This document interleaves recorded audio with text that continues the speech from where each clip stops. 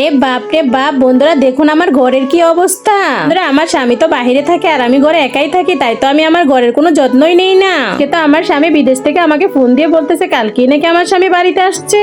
তো আমার স্বামী চলে যাওয়ার পর তো আমি আমার ঘরের দিকে একটু ফিরেও তাকাইনি, শুধু কাজ নিয়েই ব্যস্ত ছিলাম। এখন যখন আমার স্বামী ফিরে আসছে, এখন আমি কি করব? আমার স্বামী যদি এসে দেখে আমার ঘরের এই অবস্থা, তাহলে তো ও আবার সাথে সাথেই বিদেশ চলে যাবে।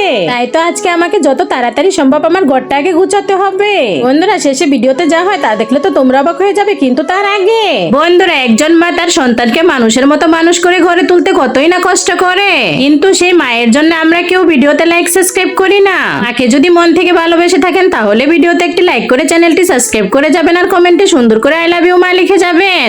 এই তো বন্ধুরা, দেখো আমার ঘরটা কত সুন্দর হয়ে গেছে। এখন তো আমার স্বামী এসে দেখে বুঝতেই পারবে না আমার ঘরটা যে এত নোংরা ছিল।